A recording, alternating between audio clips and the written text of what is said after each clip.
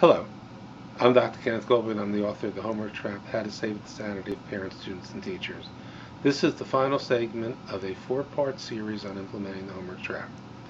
The first segment was a general introduction. The second segment involved what parents can do in their home. The third segment involved parent-teacher relationships. And this fourth segment involves affecting school-wide policy and philosophy.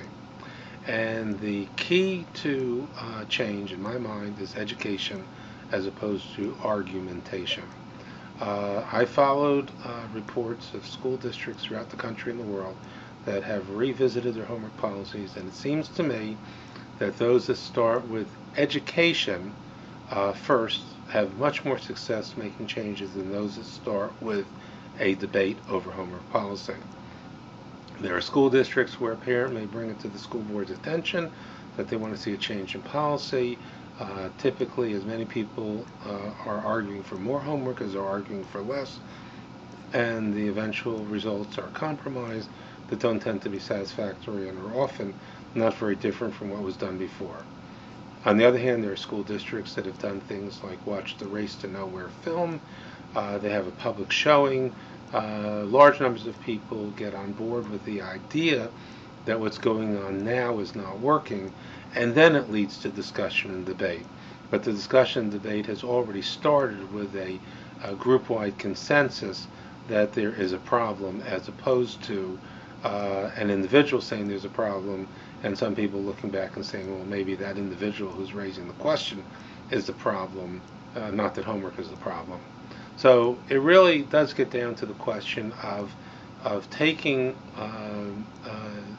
information and getting it out to a group of people that work together, that interact with each other.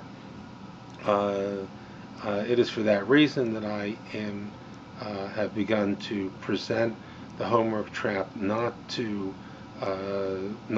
just to organizations of people who then go their different ways, but to individual school districts where parents and teachers alike can hear the ideas and then work on them together. Obviously, I'm here in New Jersey, and I don't, and there's a limited range in how far I can go, except of course through Skype and other modern methods of communication. But I know of a school district, for example, in North Carolina, where the principal just arranged for every teacher to have a copy of the book. And instructed them all to read it, and that becomes the basis for discussion. That does not mean everyone's going to agree with the ideas, but the fact that the ideas are promulgated to a group of people that work together as a precondition for further discussion and debate is, without doubt in my mind, the way to create change. I know I communicate with people through my blog. I know there are people that visit my website regularly. I know there are people that are regular followers of the Homework Trap Facebook page. And the main problem in creating change lies in the fact that while these people communicate with each other or communicate with me, the real need is to communicate with other people in their own communities and not communicate necessarily from the perspective of we have to change our policy, from the perspective of we have to understand what our existing practices are doing to kids.